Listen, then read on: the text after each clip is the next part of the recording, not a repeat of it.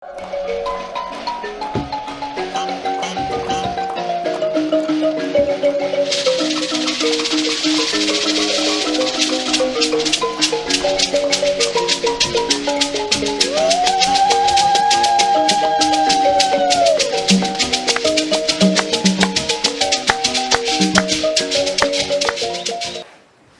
tine nyaya dzinotikanganisa dzinotimanikidza.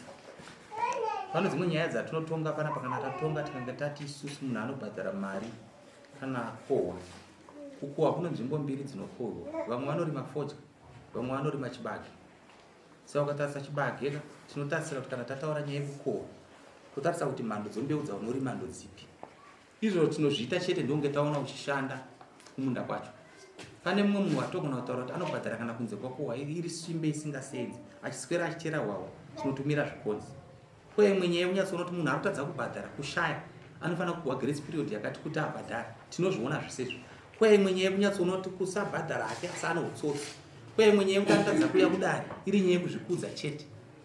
Hapana munhu ari pamusoro pemutemo, no one above the law. Tofanira kuita tsika dzorudzi rwedu rwechitema chaizvo muno zvakanaka. Pane vamwe vanhu vandoti ndikangenda kutumirai vakwaya mudzimba dzenyu, hamuvape respect, munee muda kutarisira munhu anopfeka wachi. Munee muchitarisira. But wandenda tuma ndakakamirira, wandenda tuma panguva iyoyo ndiye ari kutotonga, ndiye mambo ipapo. Pokwa ukatongozva ko wakanyarara kana iri mhosva ungopuwa zvako. Tine imwe nyaya futi, imimi munoenda kuzvinotaura nyaya zvikonzi. Unofanira kuti chikonzi chakuti ainoda kubata mwana kuti pasina chinhu.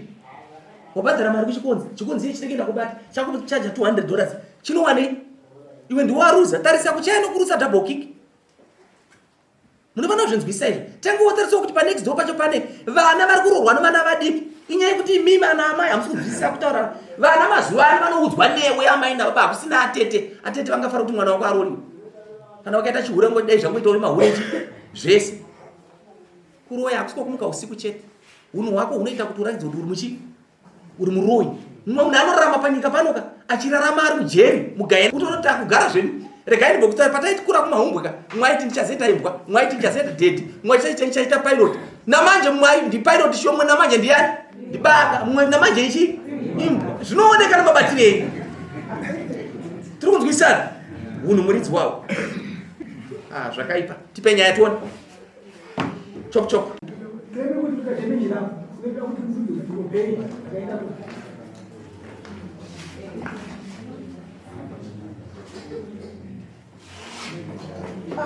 Unopeka utauri mukadzi telefoni ari kuramba chiita.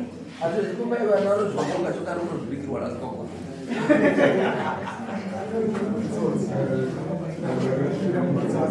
Oh, right.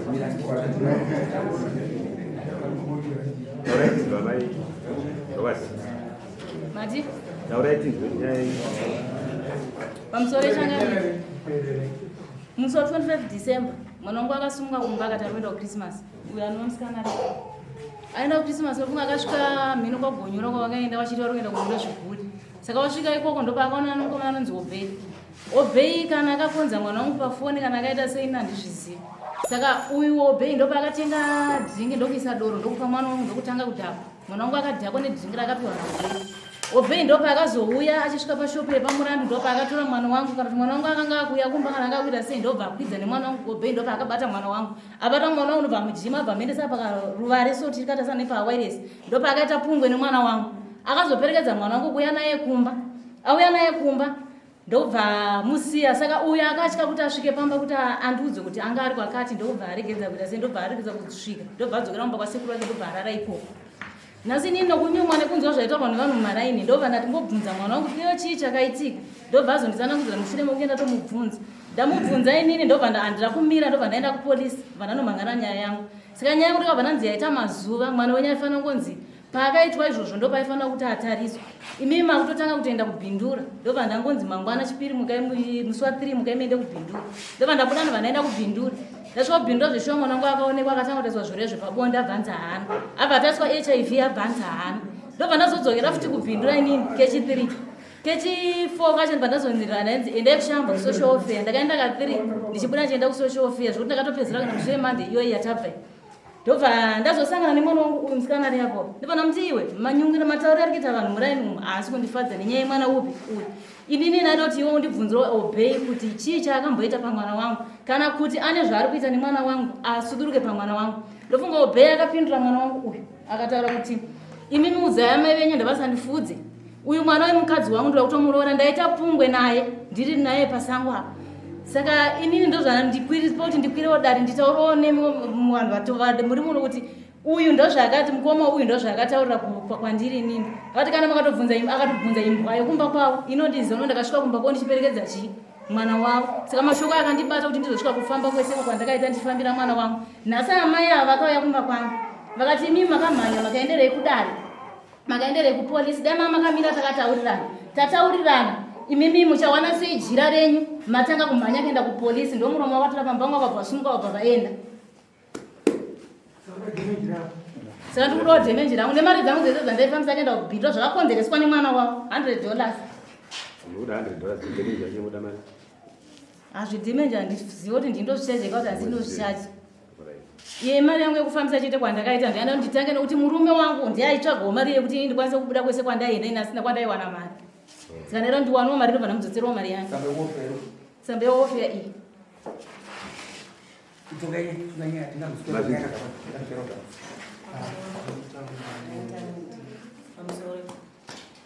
inini kuti ndizoenda kumba kwaamaya ivo ndo vakatanga kuya kumba inini ndanga ndisipodaiyo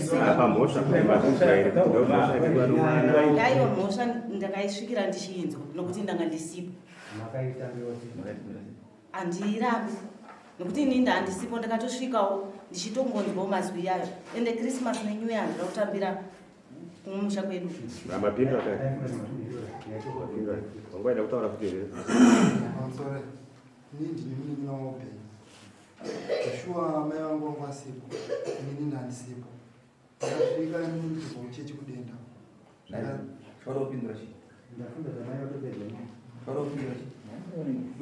yakudza pamwe kutaura kuti shuwa zvinoiti zvaisiri zvinoda mai vako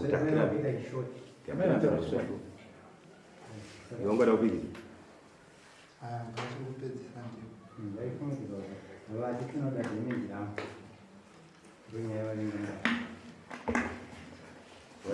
vada damage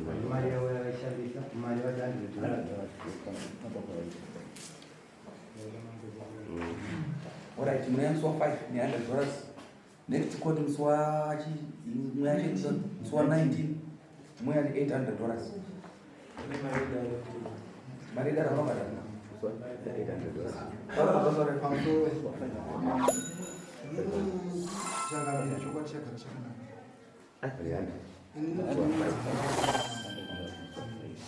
handikwanise kutsvaga mari yekuti ava ndivape nasatapedza kuroa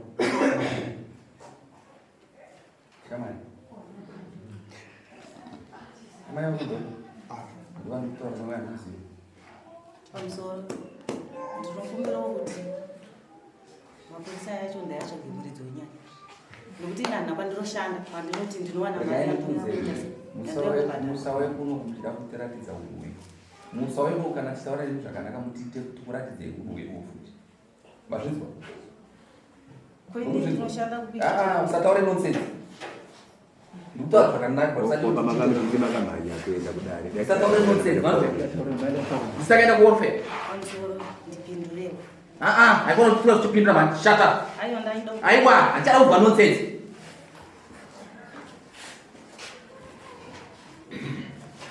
Zantaura izvozvo. Nyora iwe. Tsamba warfare nayo. Ichengete. Kutaura zvakanaka usikatore kutaura zvinhu zvine nonsense. Kunzoti unotaura kuti mwewo mamira akaita zvinhu tofana kudai.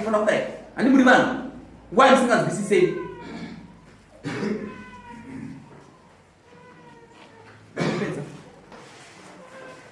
Kana vanhu vakagara pamwe chete dzidzi chinonzi ukama, chinonzi kurarama chii? Kuti mhanyira sina basa. Haufani kudaro, haifani kutaura kuti unonda zvinhu. Toita setika tipewo nguva yekuti timbotsvaka. Tidai zvakanaka. Zvandipere kuti mhanyira. tichiri kudawo kutseketsudza chii But kwete kutaura kuti kwaiwo kutaura kuti mapurisa ngavaende kutsvagira. Paakaenda kuwarfare akadzi kuri kuwarfare. saka inini here ndofira here munhu Mwana wani? Mwana wani pewe? Mwana wani pewe? Mwana wani pewe? nokuti ndakauya inini asipo Alright. handisikana kutomuziva vakatondisvikira vakatondiudza Wenyara iwe. inini ndikati abuda inini handi Ndakatorera mwana asi Iwe. Musi wa 20, musi wa 19 kana pasina action na kivi. Bravo. Ndapedza. Simukai. Sign off.